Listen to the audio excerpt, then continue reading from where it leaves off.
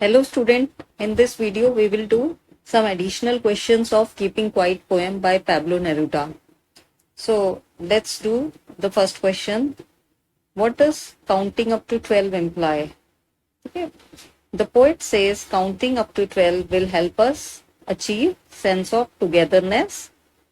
Okay, यहाँ पे poet क्या बताते हैं?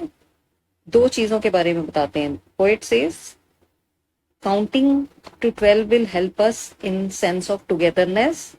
We will be free from mundane activities and have time for introspections. जब हम 12 तक काउंट कर रहे होंगे तो हमें थोड़ा सा फ्री टाइम मिलेगा. उसमें हम क्या है, एक तो अपनी डेली की जो हमारी दिनचर्या है उसकी जो एक्टिविटीज, हमारी बोरिंग एक्टिविटीज से फ्री हो जाएंगे और कुछ हमें टाइम मिलेगा, हम अपने बारे में सोच पाएंगे, अपने अंदर झांक पाएंगे.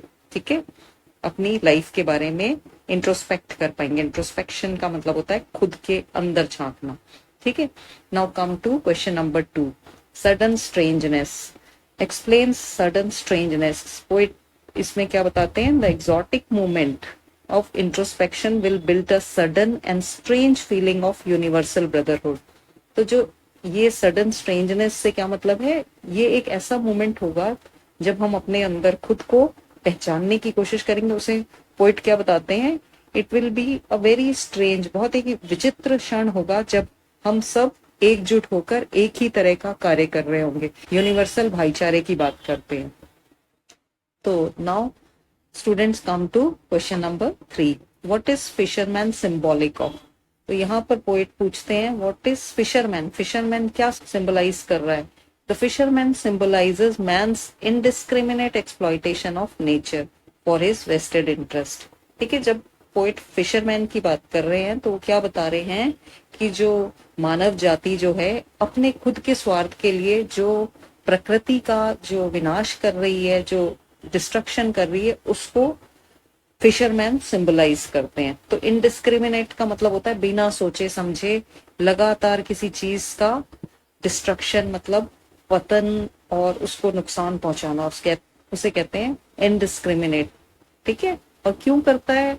मनुष्य अपने खुद के फायदे के लिए. Okay.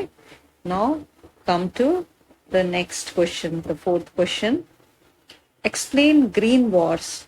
Wars with gas, wars with fire. तो इस क्वेश्चन का क्या आंसर होगा?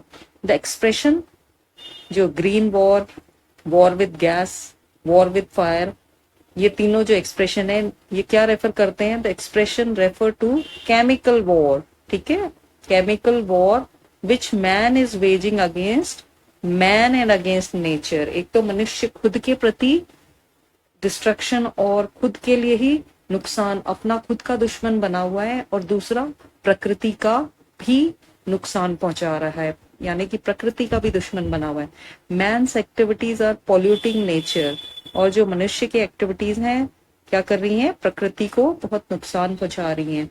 And chemical and nuclear weapons created by him have brought mankind to.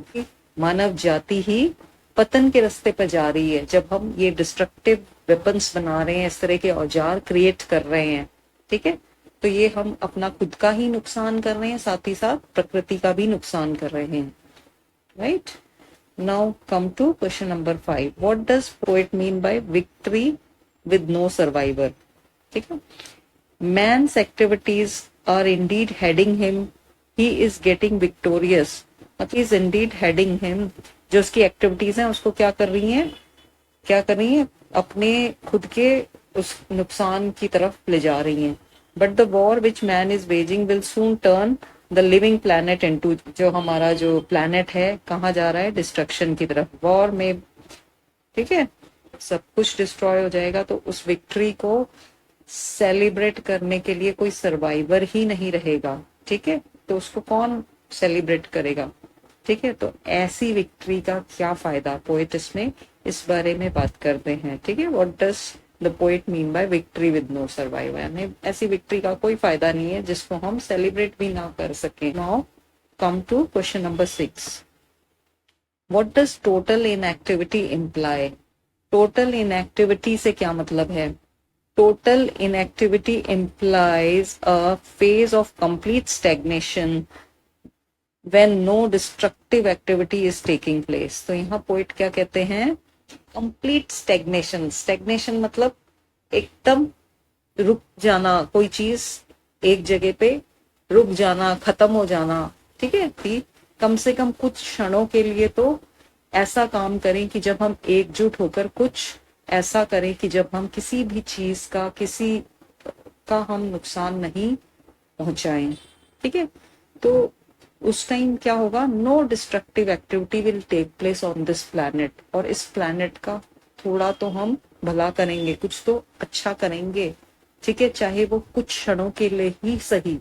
Now come to question number 7. What is life all about? Life क्या है?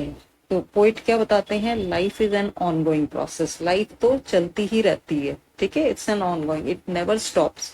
तो life is an ongoing process and thus is all about being up and doing. मतलब life, poet का ये मतलब है कि जब वो कहते हैं साइलेंस और स्टॉप पेज की बात करते हैं, सारा काम छोड़ने की बात करते हैं, तो उसका ये मतलब नहीं है कि वो कह रहे हैं कि हम डेड हो जाएं. उनका मतलब है कि लाइफ तो चलती रहेगी, it can never come to stand still. ठीक है, like that's all for today. If you like the video, kindly subscribe to my channel. Thank you so much for watching.